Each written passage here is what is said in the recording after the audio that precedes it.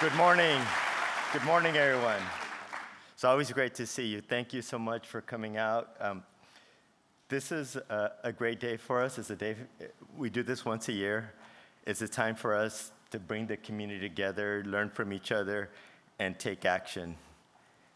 This is the 10th time we're doing this, so that's a decade of research and a decade of impact. Just a phenomenal achievement.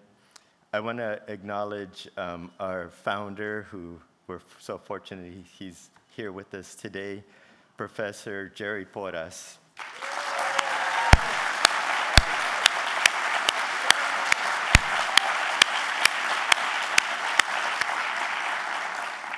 It was his vision and his idea to create the Latino Business Action Network.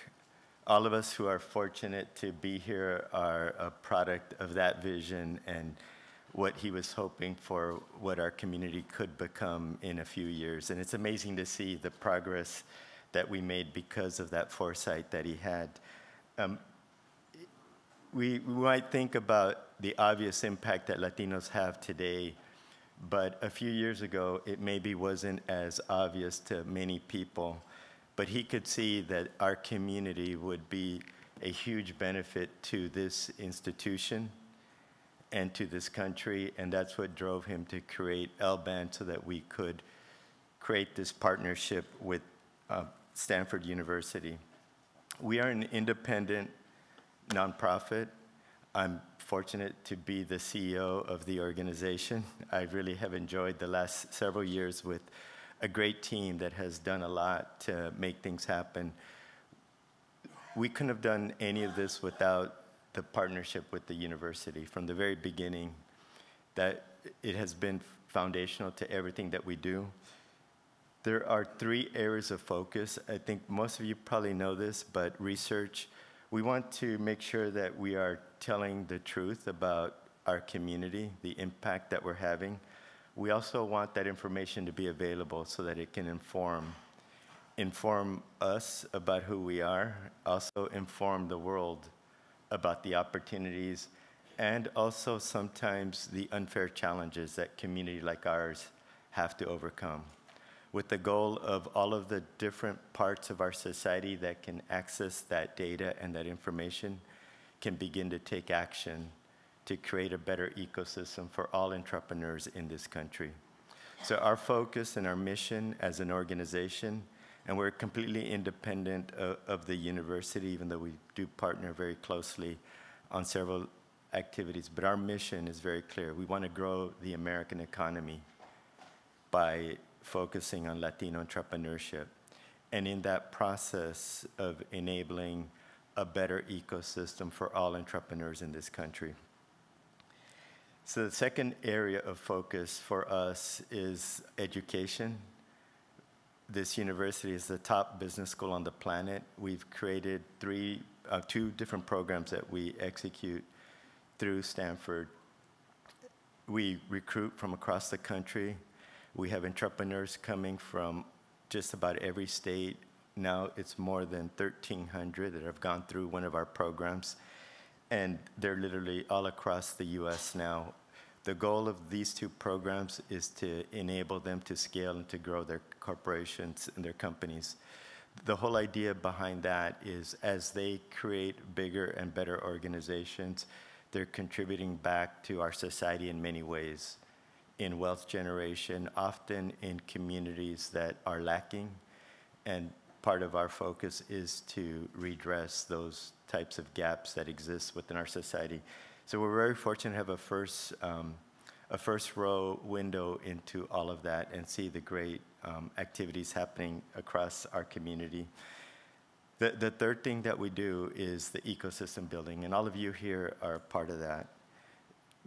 Our ecosystem is all those entrepreneurs across the country, but also capital providers, that could be bankers, VCs, CDFIs, legal firms, accounting firms, any kind of an organization, service, ecosystem builder organizations that are part of this community. A lot of you are here today. We have a lot more across the country that are probably tuning in virtually, and many others that we connect with over the course of the work that we do in the ecosystem activities. When we are at our best, we are creating an ecosystem that combines information, knowledge, connections, and access. When we think about that, the whole goal of that is to create the ecosystem that Latino entrepreneurs and all entrepreneurs deserve, but don't always have. Thank you, all of you, for being here and for being a part of that. One of the reasons why we talk about it in that way is this is where we have the most agency as a community, coming together, connecting with each other, and translating that into action. We might think some of the biggest challenges in the world are kind of hard to overcome, but if we're making the world just a little better in the immediate space that we have influence over, it all adds up, and it does create a better and stronger society. Through that process, we will shape the future of this country. Now, I don't want to gloss over the fact that the world might feel quite chaotic right now, especially for people like us and others. But I don't want anyone to get distracted. Latinos are the future of the US economy. Our research proves that. In the last 5 years, without Latinos creating so many new companies, the number of companies in this country would have declined. Latinos are driving the economic growth already of the United States, and this will only continue to grow. Latinos feed our nation. We build the homes, the schools, and the roads that connect our lives. We're quintessentially of this country. This is our country, we're a part of it, and we are building it. We don't choose the times that we're born into, but it's clear that we live in very consequential times. All of us, each of us, will have choices to make over the coming years.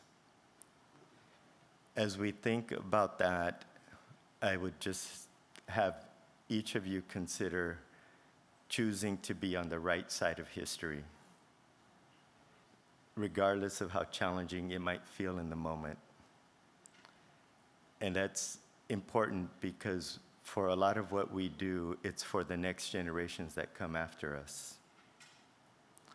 We're in this place, Latinos represent now in this country $3.6 trillion, the fifth largest economy on the planet.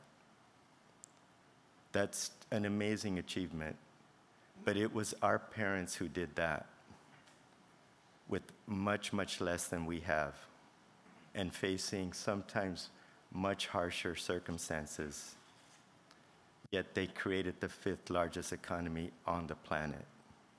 So when we consider what they did with what they had, and now what we have and what we might do, we can create a much better place for our children and all the children of this country. So one of the things that we want people to do when you're here is think about it as more than just you're going to listen. It's a lot about networking, and we ask people that go through our programs, and we ask all of you to think about what you can contribute to others in the room. When we're all doing that, we're all getting more. That is one of the most powerful things that we have seen within our community is people supporting each other. And we could all do that in many different ways, and it does transform lives. You know, it might not be something that gets televised or something that gets recognized, but by a few people that you're able to touch. But when we multiply that by the thousands and by the hundreds of thousands and the millions, it really creates a much better environment and a much better society. And we all have agency. It's how we choose to show up to each other. And think about people chose to be here in the room probably because they want to make a difference. They're trying to learn, they want to connect, and they want to make a difference. And I would encourage all of you to approach it with that attitude, knowing that people are here wanting to contribute. doing the right thing, it matters now more than ever. I did want to take a moment and recognize a few of the organizations that have made LBAN possible, and without their partnership, we would not be able to continue. We're very fortunate to have forged very strong partnerships with Bank of America, Wells Fargo, JP Morgan Chase, and Cerna. There's several people from all of those institutions here in the room. I won't have a chance to acknowledge all of them, but we have worked very closely with all of these institutions. Again, in terms of entrepreneurship, access to capital is the biggest opportunity for us and for any community. Through our work, through our partnership with these institutions, we're very fortunate to be able to participate with them and get them connected into our community in the most constructive way. And across the country, we have met hundreds, if not thousands, of executives at all of these corporations that have been more than willing to help. They have gone out of their way to really make a difference for our community and for others. So I did want to take a moment to acknowledge all of them. There are many others. We partner with any financial services organization, legal, accounting, any kind of service that's related to entrepreneurship. We're very happy to partner with them. Corporations of all types. The whole idea is to build the ecosystem that is very supportive, very inclusive of all, but these are the ones that have really made a difference and continue to make a difference for the way we are able to show up as an organization. Again, today is about much more than listening. I'm going to be concluding my remarks. You'll be hearing data. It's important data. You'll have time to process the report. It's a lot of pages, but it's also very much about community. And I don't want to undermine the data. We chose to partner with Stanford because it's a center of knowledge for entrepreneurship, literally the top research business institution on the planet. So that knowledge, that data is foundational to everything. But data by itself doesn't make things happen. Humans do that. And humans do that by connecting with each other. So I encourage all of you to be in community with each other, to find ways to support each other. And through that process of lifting up our businesses and our organizations, we will lift this country. So thank you for showing up. Thank you for being a part of this. We look forward to connecting throughout the day, and also across the time we will be in different cities. Some of you came from other places. We hope to be over where you are, and we have been doing more and more activations around the country.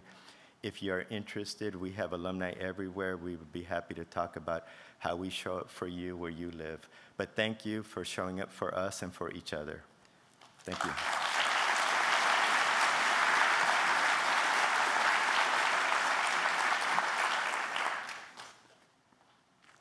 Now, welcome to the stage, Professor George Foster, Stanford faculty.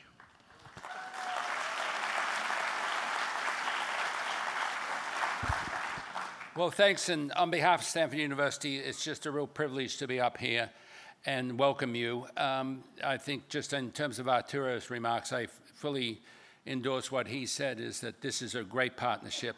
One of the benefits of doing the research is that it comes with a degree of credibility.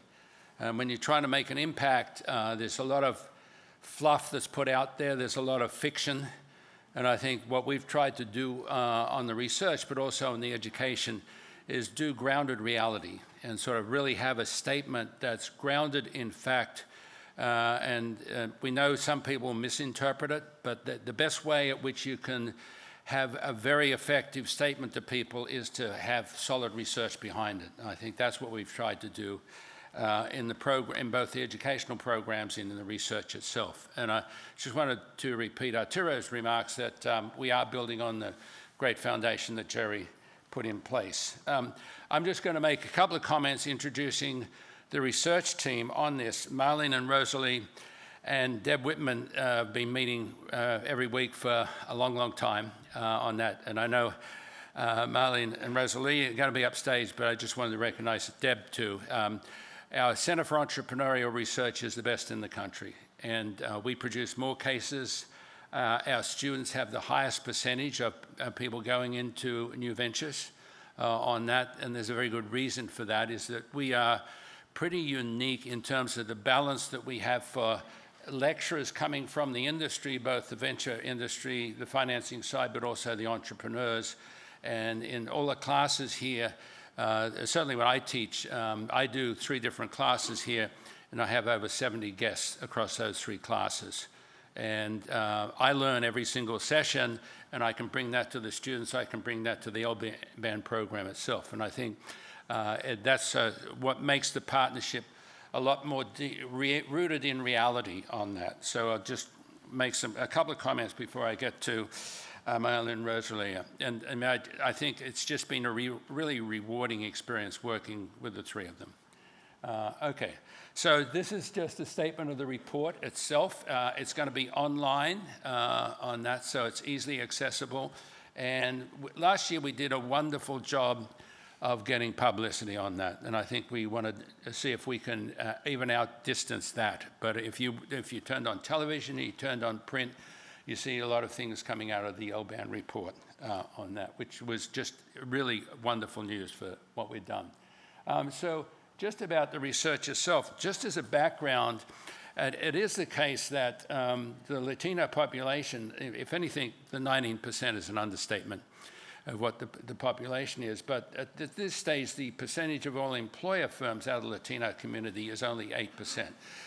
So the upside of taking a group that has hitting above their weight in terms of contributions to society, and that's very strongly endorsed in the report, found in the report, is huge. So I think that's one of the, when you look at the difference between the percentage of all employer firms and Latino, there is a lot of room to grow on that, but it's a movement that's growing stronger and above average growth rates on that. And just one comment, I think in today's society, that is even more important in terms of making the economic case about why the contributions. And as Arturo mentioned, it's a difficult time, but I think the best statement that you can make is this is massively contributing to economic health, which then has got a deeper social connection on that. This is the 10th year of the report. The benefit of that is that we can start to do some pretty good time series trends. It's always not clear whether one good outcome or one bad outcome is a statement of just that year or a statement of the population that we sampled. But over 10 years, you start to sort of get away from that idiosyncratic factor in the research. So we've been actually very carefully collating the data in 10 years and have some good trends on that. Just one thing that we added to this is that entrepreneurship is a journey. It's a roller coaster journey. And what goes on in that is that a lot of people focus on just the outcome. And the outcome, especially if you read in the press the great outcomes, or if it's a failure, the less than great outcome. But actually, even the great outcomes have highs and lows. And that's one of the things we tried to do in the research, is get a little bit more insight into the process itself. And so we asked them, had you done, in the last year, had you had a high in certain areas, had you a low in certain areas as regards the entrepreneurial venture itself? And this is in the report itself, but the message that comes across is that the Latino ventures relative to the sample of white-owned ventures have a lot more highs consistently, but also have, in some areas, some lows on that. And I think that's one of the things that especially the educational programs are trying to do, is say you have to be resilient in this factor, but this is the journey you're facing. And a lot of times they say, if I knew what I knew now, I probably wouldn't have done it. That's true of a lot of entrepreneurs. But I think the fact that the journey itself is part of the process we try and educate you on.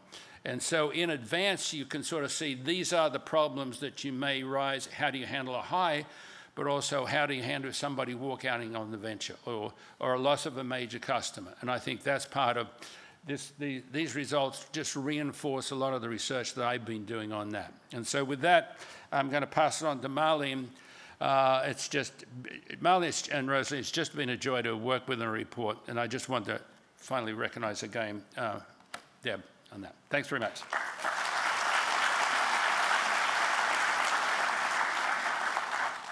All right, buenos días.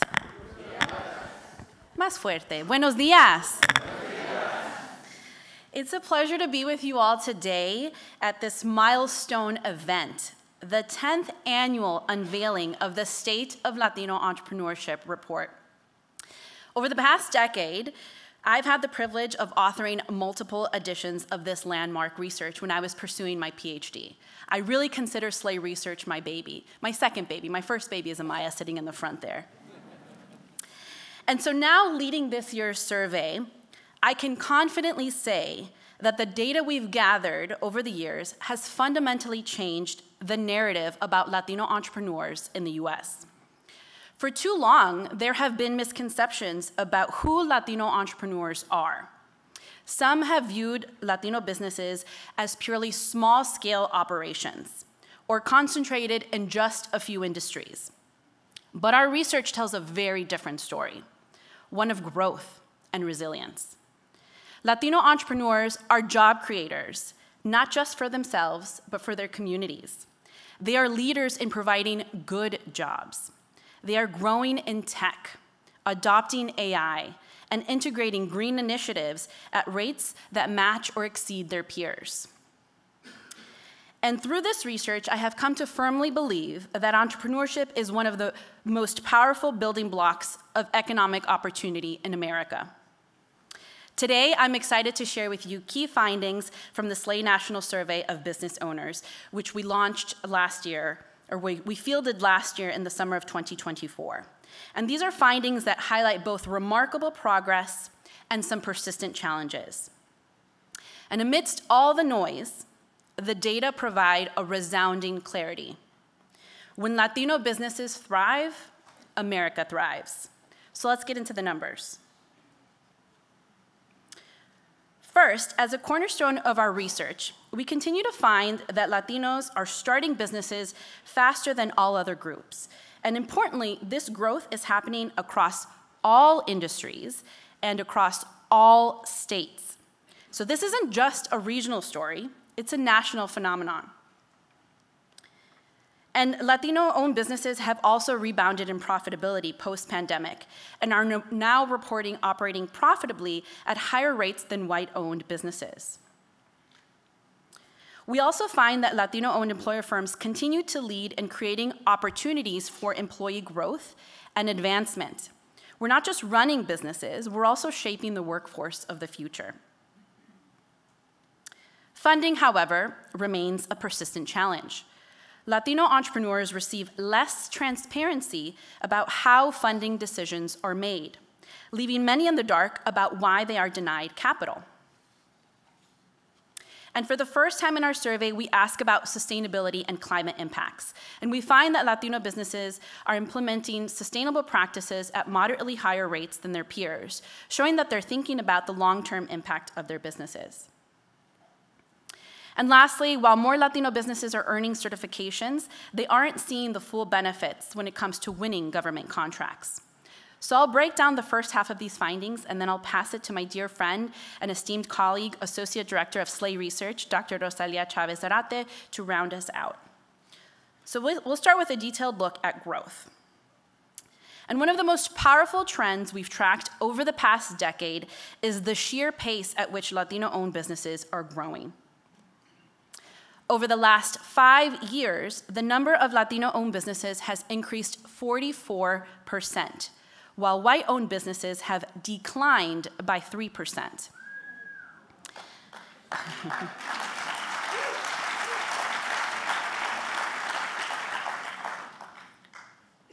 And industries like construction, real estate, and professional services have seen tremendous expansion. Even in highly competitive sectors like tech and healthcare, Latino entrepreneurs are making their mark. This figure shows the industries where Latinos are operating, with the number of firms corresponding to the size of the red circle. All the industries to the left of the dotted line in the center are industries where we saw declines among white-owned businesses. But in every single industry on this figure, Latinos have shown remarkable growth over a 5-year period. And this growth isn't just happening in states with historically large populations, like California, Texas, and Florida.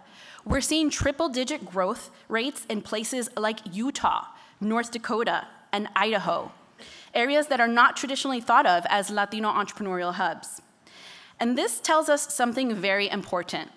Latino businesses are not just concentrated in one part of the economy. They are a driving force in national business growth.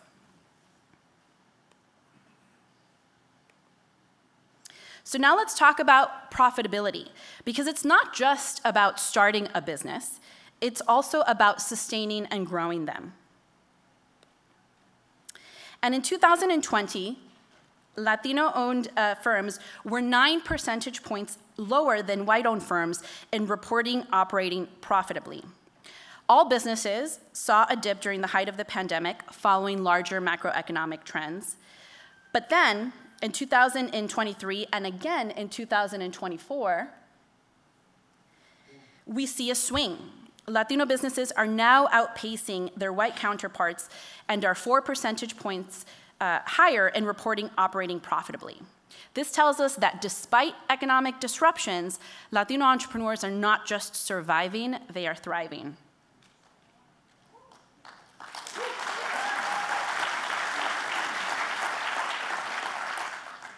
So now for our next finding. We've reported on this in the past, but it's definitely worth highlighting again, as this finding shows remarkable consistency, the Latino commitment to their employees. 89% of Latino-owned businesses provide employer-paid benefits, compared to 75% of white-owned firms.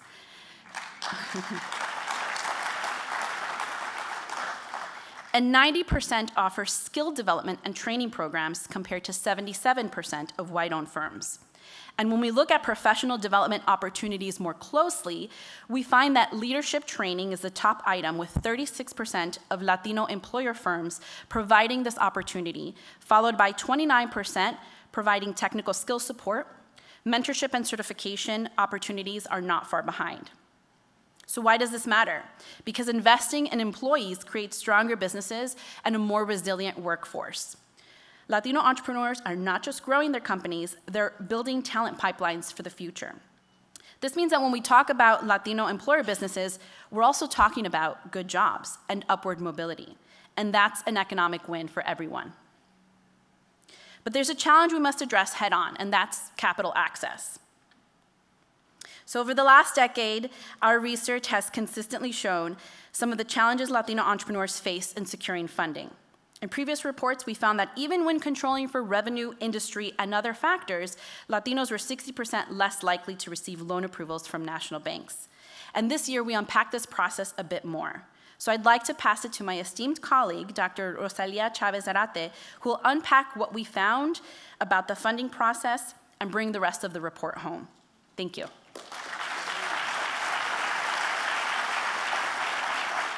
Hello, buenos dias, good morning. Thank you, Dr. Orozco. So transitioning to this other finding. So this year, our research assessed differences in feedback on funding denials. Our findings indicate that Latino-owned businesses face lower levels of transparency regarding the criteria for funding decisions. So this lack of clarity creates challenges for entrepreneurs, leaving them unsure about why their applications are denied and hindering their ability to strengthen future submissions. As an ongoing challenge limiting the scaling potential of Latino-owned businesses, our research consistently shows significant gaps in funding outcomes. This year, we found that white-owned businesses are twice as likely as Latino-owned businesses to receive all of their requested funding, with 40% of white owners securing full funding compared to just 21% of Latino owners. Additionally, prior SLAE research indicates that even when controlling for key business performance metrics such as revenue, industry, and profitability, the odds of funding approval are significantly lower for Latino-owned businesses. This trend highlights the barriers to approval faced by Latino-owned businesses, which can hinder their growth potential and overall success in the marketplace. Taking it a step further, access to feedback is critical in the funding process, allowing entrepreneurs to identify shortcomings and improve future applications. This year, our findings reveal stark disparities, where white business owners are nearly 1.7 times more likely to receive an explanation after a funding denial, with 87% of white owners receiving feedback compared to just 51% of Latino owners. This lack of transparency makes it difficult for Latino business owners to understand their application rejections, reinforcing perceptions of bias and limiting their ability to secure funding. This absence of feedback hampers their competitiveness and reduces opportunities for support, as they may not be referred to other resources. Many Latino entrepreneurs navigate these challenges by relying on personal savings or high-interest funding sources like credit cards, demonstrating resilience amid a pressing need for improved access to capital. To better support entrepreneurs, lenders are encouraged to provide clearer explanations for funding decisions, and policymakers can enforce accountability measures that enhance transparency. Improving clarity in funding approvals can create economic value and foster a more accessible environment for all business owners. Ongoing disparities in funding and access and feedback perpetuate a cycle that stifles the growth potential of Latino entrepreneurs. Prioritizing constructive feedback in funding processes may be one way to help level the playing field.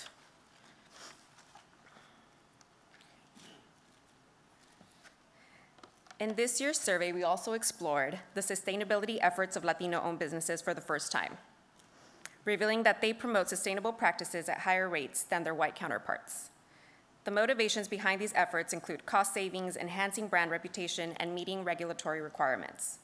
These initiatives not only lead to improved environmental outcomes, but also serve as a model for other companies seeking to integrate sustainability into their operations. Latino-owned businesses exemplify a commitment that goes beyond mere compliance. They reflect a strategic approach to building resilient and responsible companies. Diving into the data on sustainable practices among Latino-owned businesses, as shown on this slide, 88% of Latino-owned businesses report adopting at least one sustainable practice, compared to 76% of white-owned businesses. This reflects a proactive approach among Latino entrepreneurs to incorporate sustainability into their operations. The green practices adopted include waste reduction, water conservation, sustainable sourcing, and green transportation. Additionally, 10% of Latino-owned businesses express heightened concern about extreme weather impacts, indicating they are very likely or extremely likely to face negative effects in the future. This concern drives their commitment to sustainability as a measure against climate change risks. Overall, the data confirms that Latino-owned businesses are actively adopting sustainability, demonstrating environmental responsibility and responsiveness to market demands. Their approach not only positions them favorably for the future, but also serves as a positive example for businesses across all industries. In our research this year, we also found that many firms pursue certifications to enhance their contracting opportunities. This year's report reveals that Latino-owned businesses hold more certifications than white-owned businesses. However, despite having these additional certifications, Latino-owned businesses do not experience the same advantages in securing contracts as their white counterparts. Both groups also show similar interest in pursuing government contracts. However, barriers such as limited awareness and varying levels of success in navigating the contracting landscape hinder firms from capitalizing on these opportunities. Now diving deeper into certifications, the 2024 analysis reveals that 55% of white-owned businesses have no certifications, while only 26% of Latino-owned businesses lack such credentials, reflecting on proactive effort among Latino entrepreneurs to position themselves competitively. Our research also highlights the significance of certifications. Certified businesses are over 8 times more likely to secure government contracts. However, while certifications are beneficial, their impacts tend to be more pronounced for white-owned businesses. Although Latino-owned businesses with at least one certification demonstrate an advantage in securing contracts, they still face persistent barriers that hinder them from achieving similar outcomes as their white counterparts. Building on this discussion of certification, if we take a look at the distribution of government contracts for Latino-owned businesses, at the federal level, only 2% of Latino-owned businesses secured contracts compared to 9% of white-owned businesses. This disparity highlights ongoing challenges in accessing government opportunities, including limited engagement with key decision makers. Interestingly, about 1 in 5 businesses from both groups reporting securing at least one government contract in 2024. Our survey found that Latino-owned businesses with at least one certification were 40% more likely to secure local government contracts than their non-certified counterparts. While white-owned firms with certifications also benefited, they tend to have lower rates of certifications overall. Among those that successfully obtained contracts, both Latino and white-owned businesses experienced similar advantages, such as increased revenue and enhanced reputation, which illustrates the potential rewards of overcoming the barriers to securing these contracts. It is also important to note that many Latino-owned businesses tend to be younger than their white counterparts, which may impact their ability to navigate procurement processes and build relationships with government officials. To enhance their ability to secure contracts, businesses often engage in networking, hire consultants, and participate in fairs or expos. However, Latino-owned businesses are less likely to participate in these activities, potentially due to limited awareness or access to relevant networks. These challenges may reflect the disparity in resources and support available to newer enterprises compared to those that are more established. In summary, Latino-owned businesses are a vital force in the U.S. economy, exemplifying resilience and innovation. Over the past few years, we have seen a significant increase in Latino-owned businesses, which create jobs and offer more benefits and developmental opportunities than their white counterparts. However, despite their successes and higher revenue growth rates, these businesses still face substantial challenges related to revenue size and access to capital. Closing the existing revenue gap could unlock an additional $1.1 trillion annually, further strengthening the U.S. economy. These findings highlight the need for collaboration among stakeholders, from policymakers, financial institutions, business leaders, to entrepreneurs themselves. This also calls for the need for future research, which can explore areas such as capital, access to capital, streamlined procurement processes, and innovative funding models, including microloans and community-backed lending. Additionally, our report also highlights results such as the use of artificial intelligence. We find that both Latino-owned and white-owned firms are equally likely to utilize AI. However, Latino-owned businesses report greater employee growth and skill development from this technology. We also examined the marketing challenges faced by Latino-owned businesses, which are more pronounced than those faced by their white counterparts. The entrepreneur spotlights, which are also found in the report, showcase the success and resilience of Latino entrepreneurs in today's evolving marketplace. So for more in-depth findings on AI marketing challenges, workforce trends, and more, please feel free to scan the QR code on the slide for full access. This also includes strategies and insights from Alban. I would also like to take a moment to extend my heartfelt thanks to mi querida amiga, Dr. Marlene Orozco, for leading this vital research. Her insights and dedication have been invaluable, and I look forward to continuing this journey and guiding next year's research with the same commitment to empowering Latino entrepreneurs. In closing, it is critical to acknowledge that Latinos are a powerful force in the U.S. economy. They are driving entrepreneurship at an accelerating pace, starting businesses faster, increasing revenues more rapidly, and creating more jobs with better benefits. Despite a challenging economic climate, Latino entrepreneurs have demonstrated remarkable resilience. Imagine the meaningful impact on the U.S. economy if we could remove the barriers hindering the unrealized potential of Latino businesses, challenges that also affect other communities. Addressing these issues can create a more level playing field and unlock a $1 trillion opportunity that benefits everyone. Thank you for your attention and commitment to supporting Latino entrepreneurship. Together, I believe we can pave the way for a more inclusive and prosperous future. Muchas gracias por su tiempo y atención.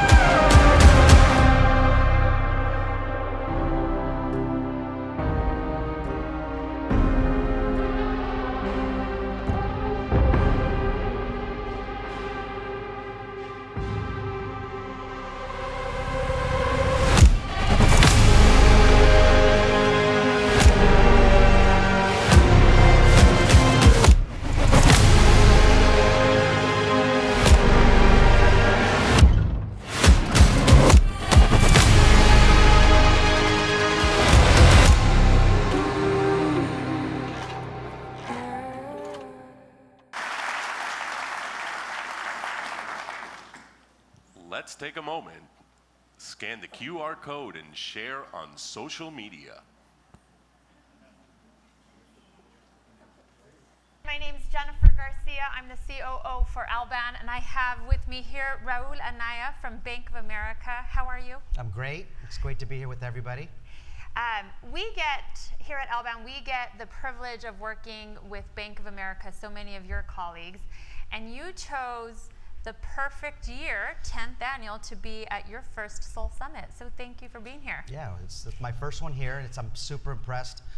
And I want to congratulate all the other banks, because at the end of the day, it's Bank of America, JP Morgan, Wells, all the other banks in partnership, because at the end of the day, we're trying to help promote entrepreneurship, and I know we're going to get into those conversations in terms of how we can do that, but it's great to be here. Yes. And I want to say, I know there's so many thousands that are tuning in online right now, so thank you for all those that are watching virtually, and we hope to see you in person next year for the 11th annual.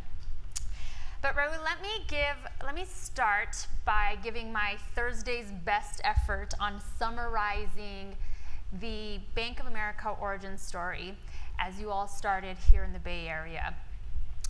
Nearly a decade ago, 1904, with your founder, Amedeo Gianni, who founded Bank of Italy in Bank of America.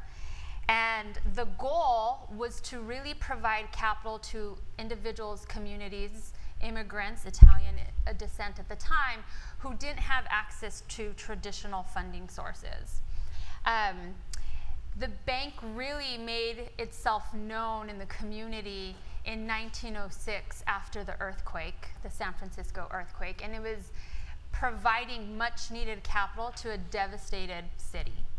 And if we fast forward to today, we're in similar, and you're leading a role where similar devastation that we're seeing in LA after the fires. And I think about the significance that you are playing in leading the rebuilding and recovery of LA. And I just want to kind of point out a few things on that. LA is one of the global leading cities in terms of economic influence.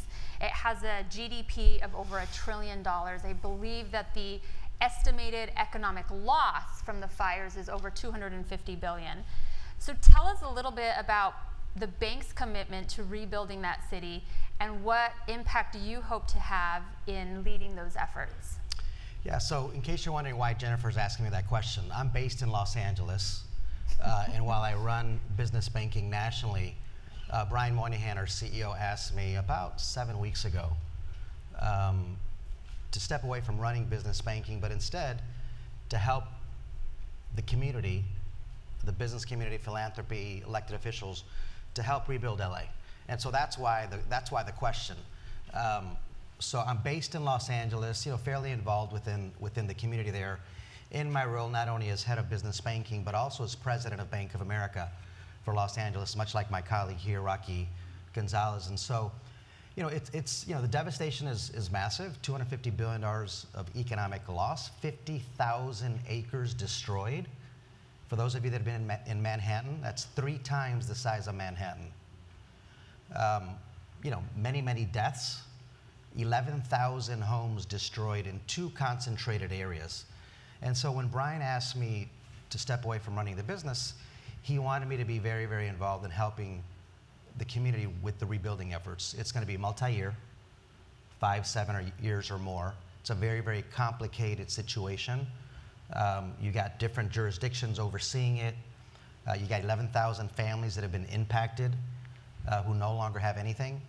The small business community around the 2 commercial corridors in the Pacific Palisades and in Altadena have been devastated as well. And so, I have built a team of about 20 executives across all the bank to really talk about how do we help our clients. We had many of our, hundreds and hundreds of our clients who lost their homes. We had over 40 of our employees who lost everything as well. And then how do we help the community? And so that's, being very involved in the business community there, basically trying to marshal all the different stakeholders of the community: business, philanthropy, the electeds, the neighborhoods themselves, There's different philanthropic groups that have been created over the last several weeks who've raised a lot of money.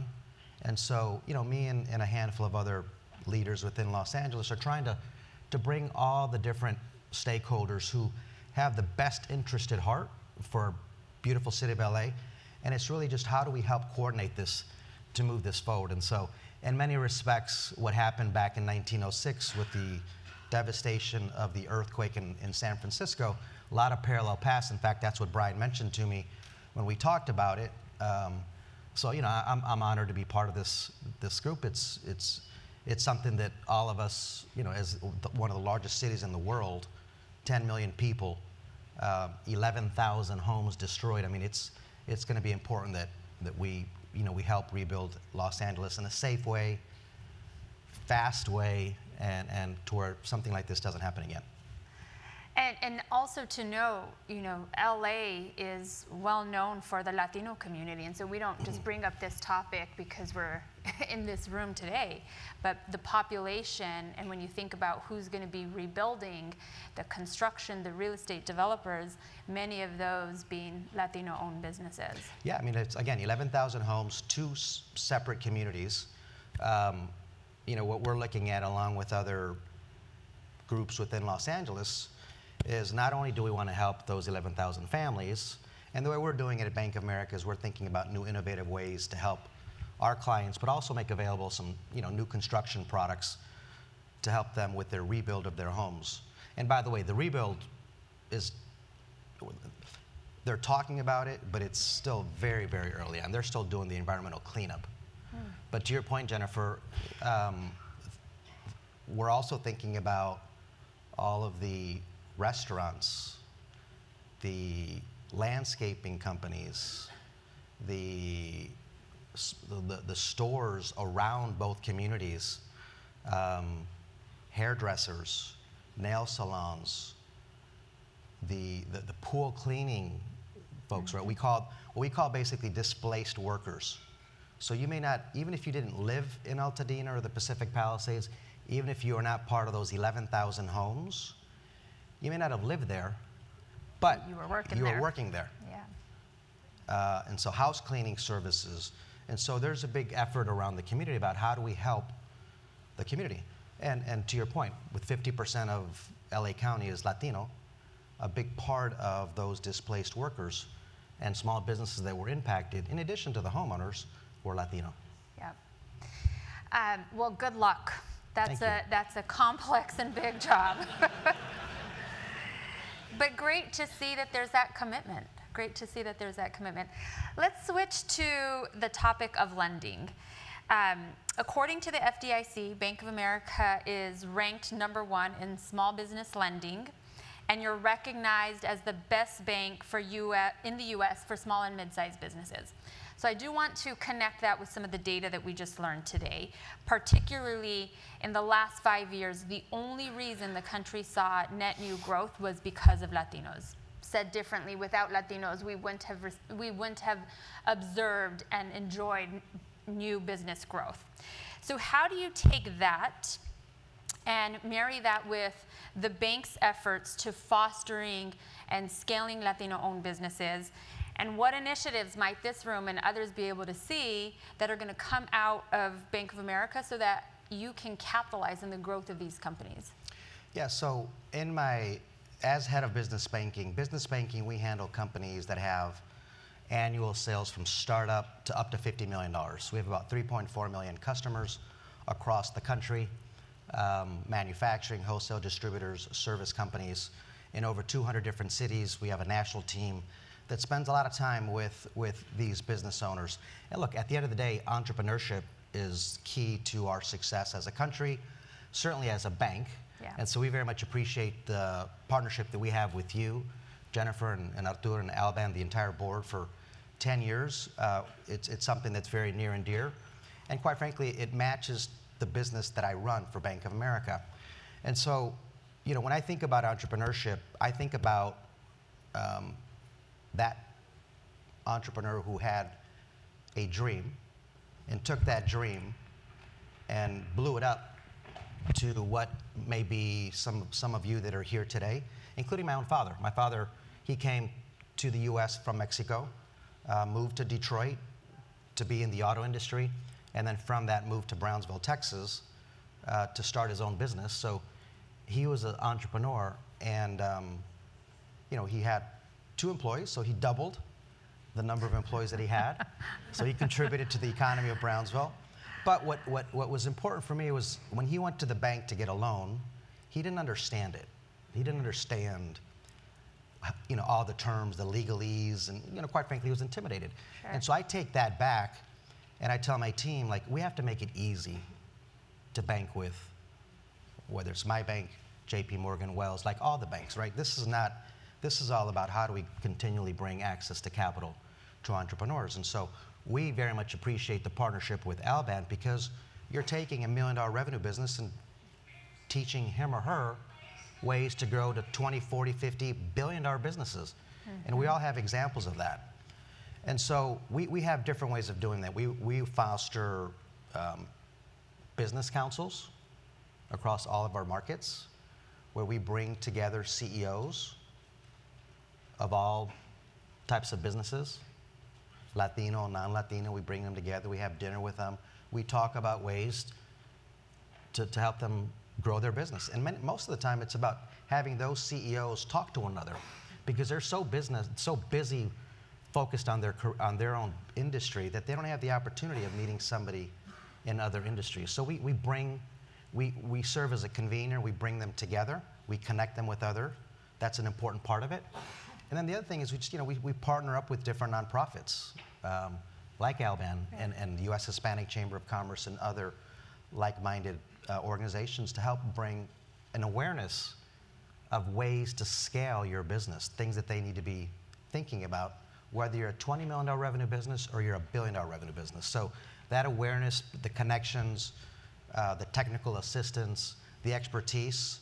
You know, I've got over 1,500 bankers, business bankers in my world across the country, and it's important that they spend time with their clients and their prospective clients to talk to them about access to capital, how they can use digital and technology to scale their business, to make it easier for them to do business, how to introduce AI, like all these different levers in order for them to help grow and scale and create entrepreneurship. And this data here, like, we've known about this. It's not new for us. You know, at Bank of America, we have what we call a responsible growth strategy. And as a management team, we look at ways, how do we grow Bank of America's business? Much like all of you, how do you grow your own business? Well, we look at the growth levers. You know, we look at industry. Well, okay, technology is growing at an above average clip. Healthcare, same thing. The Latino community, same thing. So it's nothing new to us. And as a result of that, we've been it's been part of our growth strategy for the entire company. And it's not just a business banking thing. It's within our private bank. It's with Merrill Lynch. It's with our investment bank. Yeah. So it's just part of our growth strategy at Bank of America. You said something that just stands out to me in terms of how you bring business owners together to discuss, to convene, to learn from one another. And we just finished our alumni summit yesterday. If you were Alban alum at the alumni conference, raise your hand. Yeah, we had about 200 folks in the room during our conference.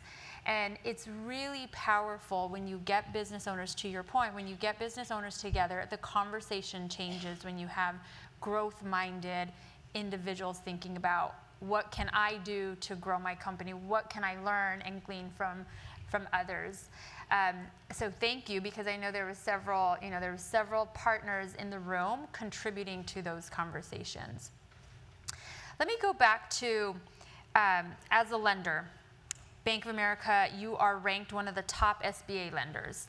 And we know that there's been some recent changes to the SBA program that is going to impact the program, and notably immigrant-owned businesses.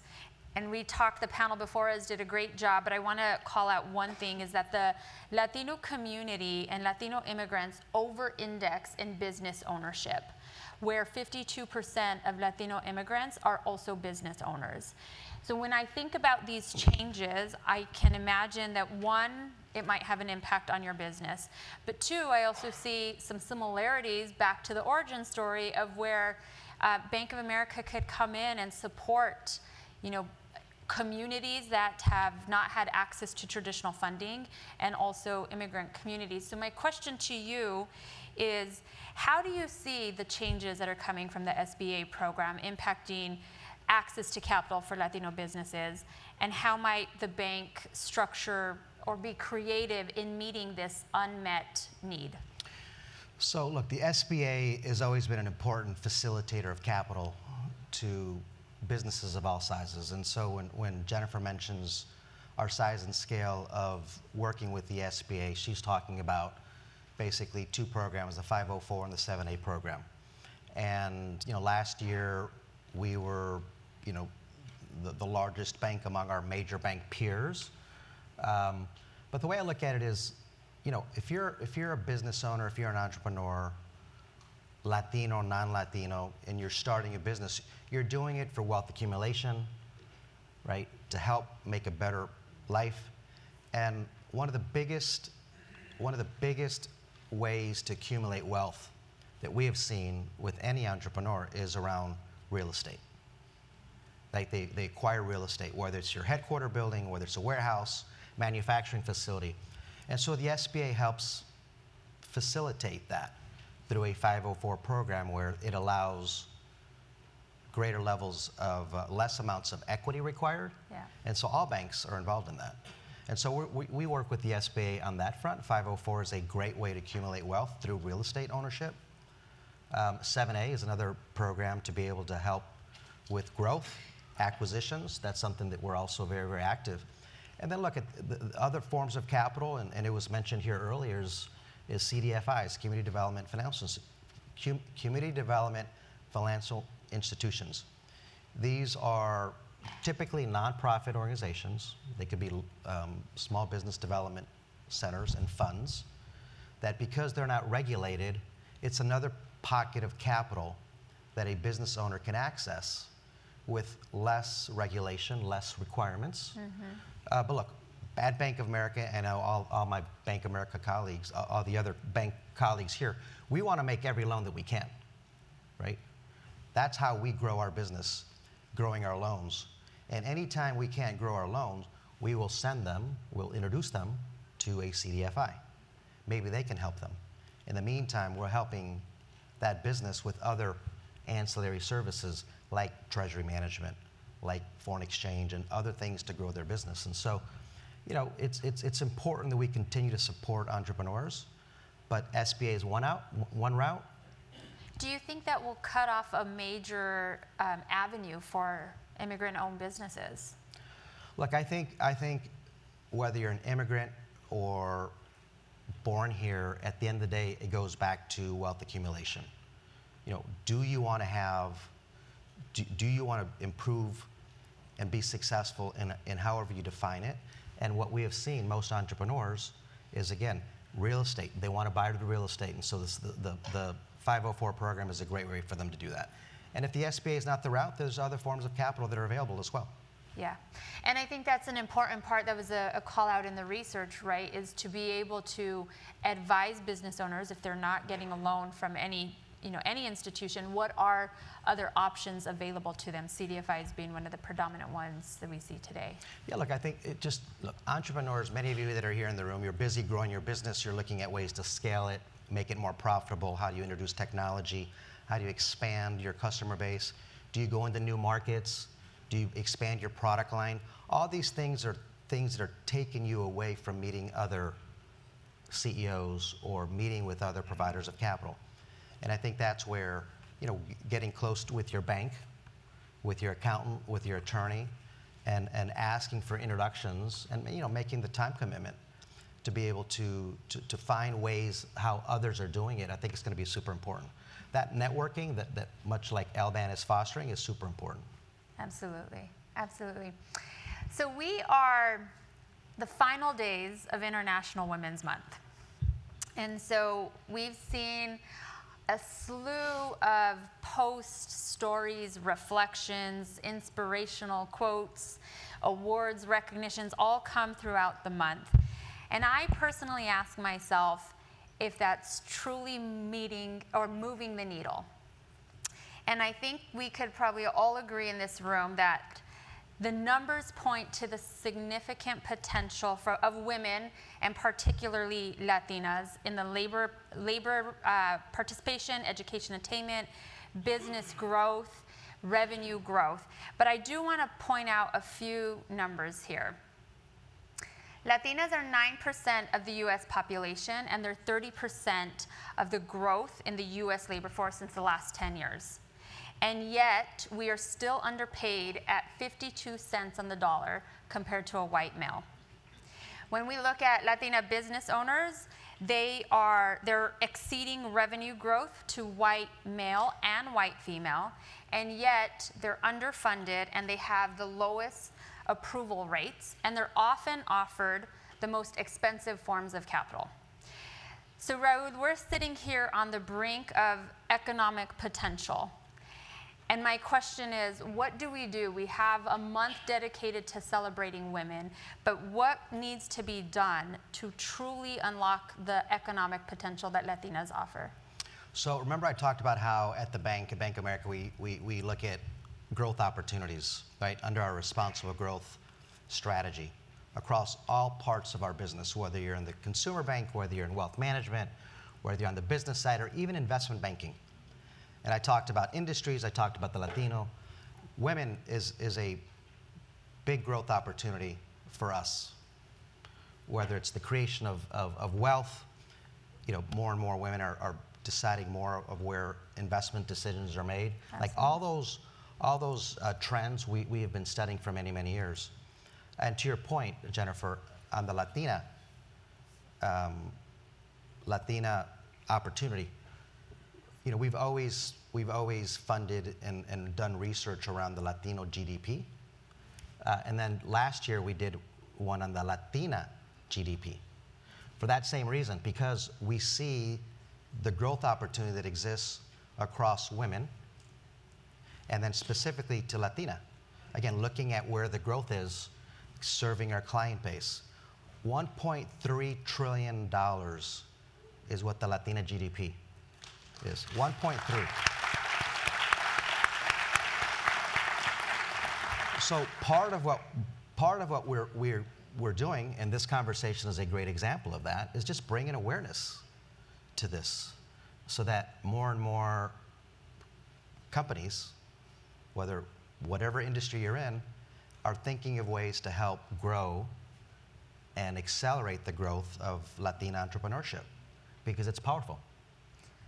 I'm particularly interested in the accelerate, right? Accelerate, like, yes. How do we know, like, part of it is bringing an awareness, and I love that you all conducted the study and the research around Latina GDP, and the next step is to bring awareness to that, but then we really need to take action. For so long we've been hovering over, you know, the potential, and now it's time to unleash that, right? And so I think there's opportunity for all of us in this room, corporates, corporates, partners, entrepreneurs, decision makers, right? All of us have a role to play in that. Totally agree. And again, the awareness is part of it. It's bringing everybody together, and just promoting the growth that exists within the entrepreneurial community. That's right. So I was watching your LinkedIn. I follow you on LinkedIn. And you had a post. You are actually referencing an LBAN alum, Carolina Feinstein with Caro Homes. Yeah. And in that, you mention being an entrepreneur means turning obstacles into opportunities. And I think about today's conversation, the environment that these business owners are operating in today. What advice, as your parting comments today, what advice would you give to these business owners to turn the obstacles that are in front of them, from economic and political challenges that they're facing, to opportunities to grow and scale? So what Jennifer's talking about, we have a great relationship with an amazing, very successful women-owned business called Caro Homes. And they're based in Connecticut. Mm-hmm. Her name is Carolina Feinstein, and from Argentina. And the story that she shared with me and through my LinkedIn, through this video, is probably very similar to many of you that are here in the room. You know, the challenges that she and her husband and her family had to deal with starting a business and, you know, while raising a family. It's a very, very amazing story, and so we're very proud of that relationship, and we thought we want to highlight that because that is what entrepreneurship is. And she embodies what's involved in starting a business, is all the challenges. And so we talked, you know, we got together for dinner every time I get to New York, and we'll spend some time. And we talk about ways for her to continue to grow and scale the business. And so the 2 or 3 pieces of advice that I shared with her are the same that I think would be beneficial for anybody in business. One, surround yourself with a strong team of advisors. Have a strong bank. Have a strong accountant. Have a strong attorney. And listen to them. Understand the types of businesses that they serve. If you're a $5 million revenue business, work with somebody that has dealt with 40, 50 plus $1 million revenue businesses, because that's where you're going. So learn from the advice of these, the banker, the attorney, and the accountant, number one. Number two, leverage technology. Leverage technology to help make it easier for you to do business with your customers, for your customers to find you easier, whether it's social media, whether it's some type of a marketing campaign, a digital marketing campaign, whether it's making sure you're able to generate your financial statements quickly, within a couple of weeks, not 6 weeks, so you have timely information.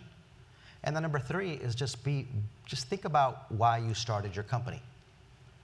What caused you, what was the spark that caused you to risk everything that you have, and stay clean to your purpose, and don't waver from that. There's going to be some tough weeks, tough months, maybe tough years, but at the end of the day, if you've got a strong team of advisors around you, if you're leveraging technology to make it easier for you, and it also makes it more efficient to reduce your costs, it's going to be easier for you to stay true to your purpose as why you started that business. Yeah, and if I would just add to that, I think the network, being involved in a network nationally, locally, is hugely important. You talk about the advisors. I was in a conversation with a business owner that they've heard the concept of, I need a good CPA, I need a good lawyer.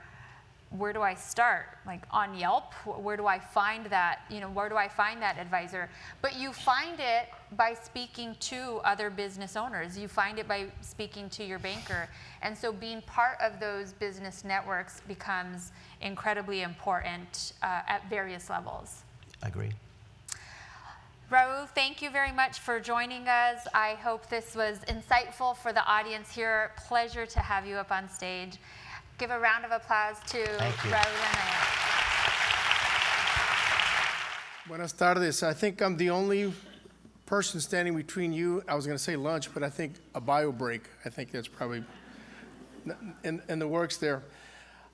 This is an incredible amount of people. Can anybody guess how many are in this room? Anybody guess? There's about 700 in this room, and there's probably another couple of hundred outside that are drinking outside. But we have over 3,000 registrations because there's people looking at us online. That is tremendous. So give you all a round of applause.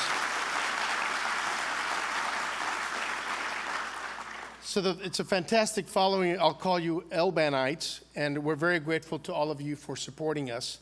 I just returned from Washington, D.C. for the U.S. Hispanic Chamber of Commerce Legislative Summit, on whose board I also participate. I didn't know what to expect because, we were scheduling time with speakers, and we are kind of in the midst of some crosshairs, as has been mentioned here before. And I was feeling a little bit leery, but also feeling very proud of representing Hispanics and Latino businesses for this country. And we've been honing our messaging at USHCC, as we have for LBAN, And we have to remind the country about the selflessness of many Latino veterans who have served in every war, and they are the most decorated group for valor. We must remind them of how many Latinos died in 9/11 as victims and as first responders. We must remind them of the necessary workers during COVID who were out there risking their lives, providing services for a lockdown country, and risking their lives again for everybody else. And we have to remind them of who currently feeds our country, as was mentioned before, and do the jobs that no one else does with a tremendous sense of dignity. Finally, we have to remind them of who the fastest growing group in this country is and who is creating the most jobs and scaling businesses like never before, and that would be you. So give yourselves a round of applause.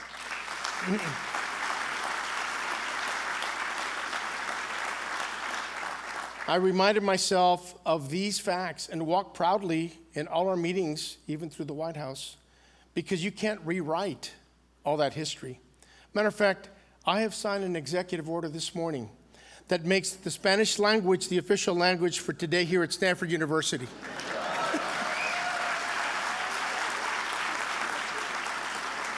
You can say órale whenever you want to. So. Tremendous program today. Setting the stage was our CEO, Arturo Cázares. What an incredibly effective leader, somebody that's incredibly genuine and authentic, and he just leads by example. This 10th annual release of research is presented by George Foster, and our faculty sponsored by Marlene Orozco, who came back to help us with this report. Thank you so much, Marlene. And then also with our new person, a new researcher, Rosalia Zárate, who's been an incredible addition for us. So, the wonderful panel on immigration and the business impacts is moderated by the CEO of the Latino Community Foundation, Julian Castro, and the panelists Joe, Liz, Inara. The great insights by Raul. Thank you so much, Raul, and by the prodding of Jennifer Garcia, and a just fantastic way to wrap up today's proceedings. So a round of applause, please, for all of these participants.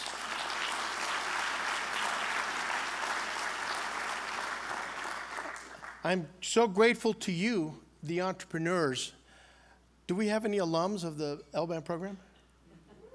¿Qué onda? Can't hear you.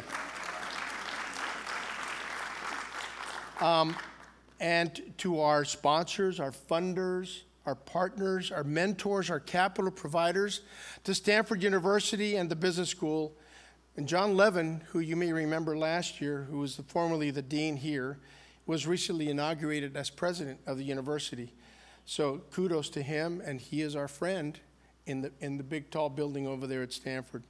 The Center for Entrepreneurial Studies, Deb, thank you for your work, your effort, and for supporting us constantly. Thank you so much.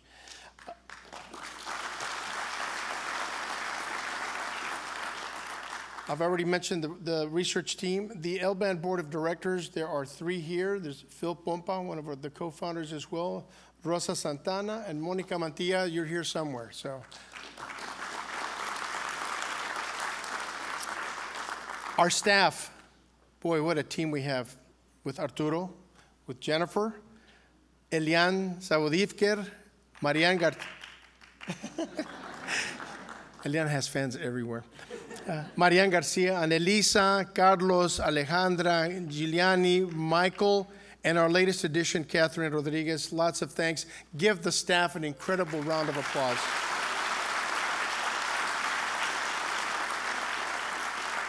Finally, to the legend and co-founder, who needs no introduction, Dr. Jerry Porras. Thank you again, Jerry, for your vision and for all your work. Thank you, Jerry.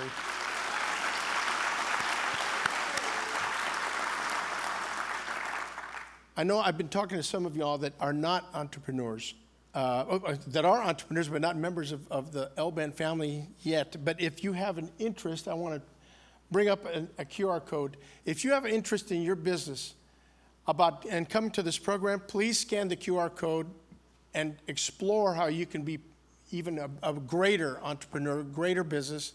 And so we invite you to please do that. Thank you again. Just so much gratitude for every one of you that makes this very possible. And we will show our country that we will lead them. Amen. Thank you.